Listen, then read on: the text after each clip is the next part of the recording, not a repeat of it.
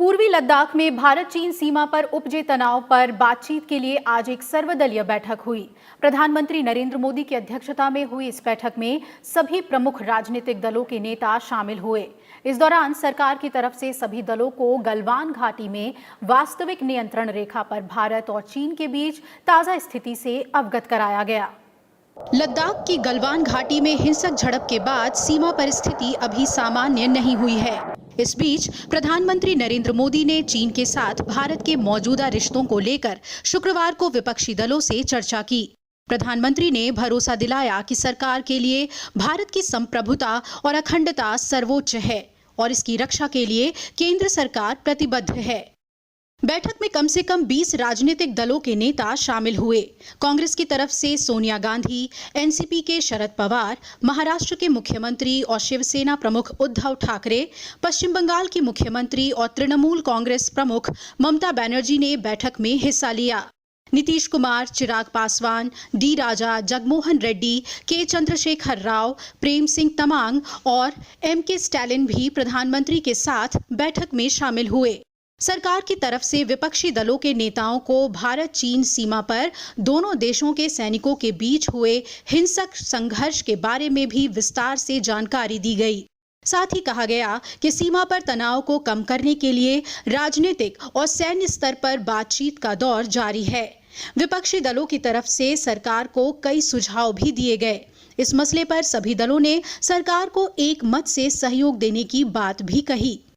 इस virtual meeting में प्रधानमंत्री नरेंद्र मोदी के साथ गृह मंत्री अमित शाह, रक्षा मंत्री राजनाथ सिंह, विदेश मंत्री डॉक्टर एस जयशंकर, वित्त मंत्री निर्मला सीतारमण और बीजेपी अध्यक्ष जगत प्रकाश नड्डा भी मौजूद रहे। बैठक के दौरान प्रधानमंत्री नरेंद्र मोदी, सभी केंद्रीय मंत्रियों और विपक्षी दलों के तमाम नेताओं ने सीमा पर देश की सुरक्षा में सर्वोच्च बलिदान देने वाले शहीदों को श्रद्धांजलि देते हुए 2 मिनट का मौन भी रखा। गलवान घाटी में पेट्रोलिंग पॉइंट 14 पर सोमवार रात को चीनी सैनिकों ने भारतीय सैनिकों पर अचानक हमला कर दिया था। इस दौरान 20 भारतीय सैनिक वीरगति को प्राप्त हो गए। भारत ने इसे चीन की सुनियोजित और योजनाबद्ध तरीके से रची गई साजिश बताया है।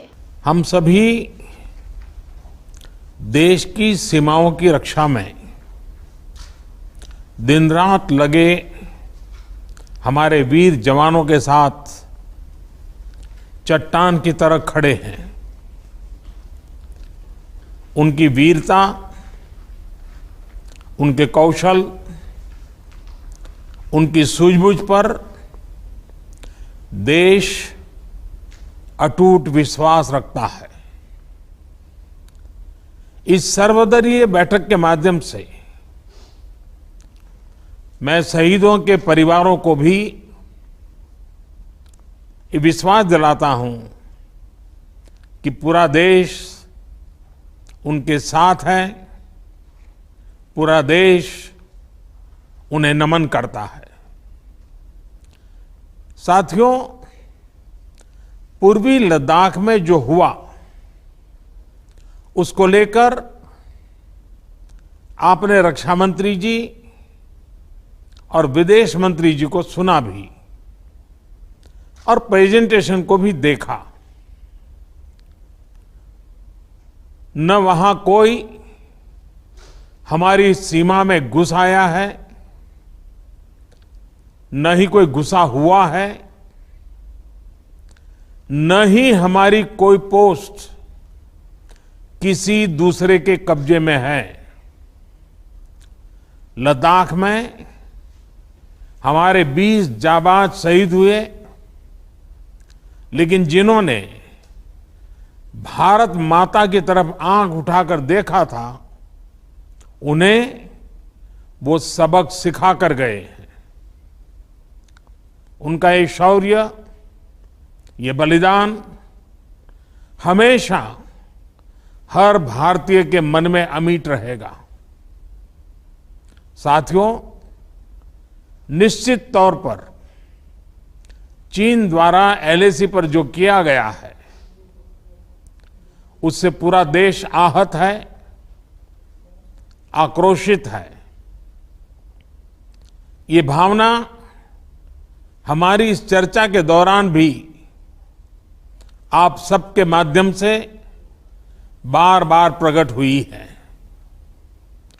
मैं आपको भी आश्वस्त कर रहा हूं कि हमारी सेना देश की रक्षा के लिए कोई कसर नहीं छोड़ रही है।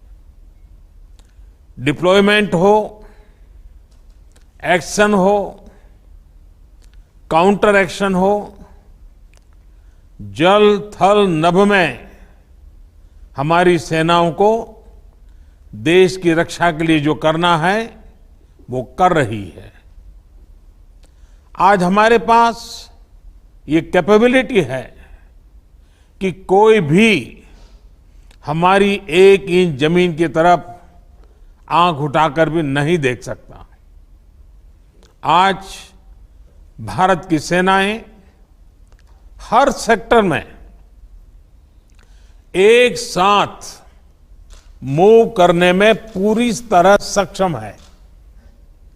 ऐसे में हमने जहां एक तरफ सेना को अपने स्तर पर उचित कदम उठाने की छूट दी है, वहीं दूसरी तरफ डिप्लोमेटिक माध्यमों से भी चीन को अपनी बात दो टूक स्पष्ट कर दी है।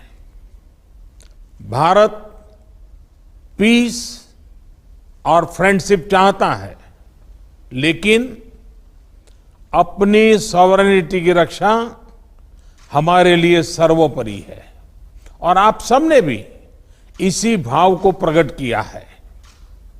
साथियों, बीते 5 वर्षों में देश ने अपनी सीमाओं को सुरक्षित करने के लिए बॉर्डर एरिया में इंफ्रास्ट्रक्चर डेवलपमेंट को प्राथमिकता दी है। हमारी सेनाओं की दूसरी आवश्यकताओं जैसे फाइटर प्लेन्स, आधुनिक हेलीकॉप्टर, मिसाइल डिफेंस सिस्टम आदि पर भी हमने बहुत बल दिया है। नए बने हुए इंफ्रास्ट्रक्चर की वजह से खासकर एलएसी में अब हमारी पेट्रोलिंग की कैपेसिटी भी बढ़ गई है। पेट्रोलिंग बढ़ने की वजह से अब सतर्कता बढ़ी है और एलएसी पर हो रही गतिविधियों के बारे में भी समय पर पता चल रहा है।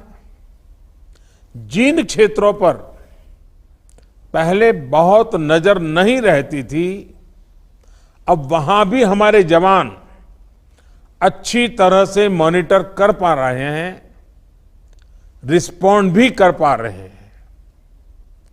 अब तक जिनको कोई पूछता नहीं था, कोई रोकता टोकता नहीं था, अब हमारे जवान डगर डगर पर उन्हें रोकते हैं, उन्हें टोकते हैं।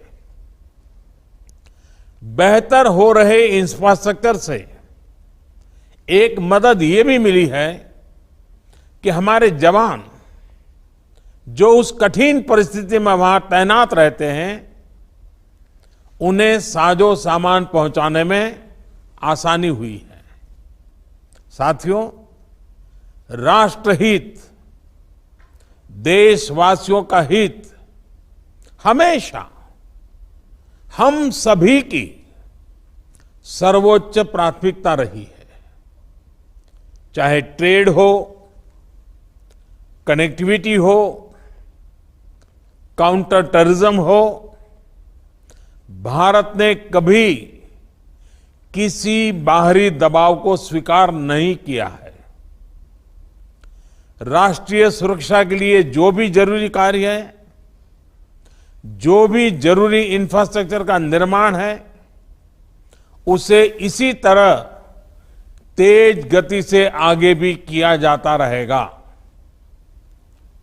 मैं आप सभी को, सभी राजनीतिक दलों को फिर से आश्वस्त करता हूं कि हमारी सेनाएं सीमाओं की रक्षा करने में पूरी तरह सक्षम है।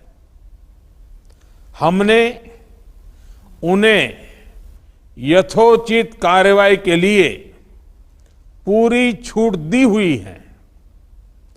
आप सभी ने इस बैठक के लिए अपना समय दिया, अपने मूल्यवान सुझाव दिए।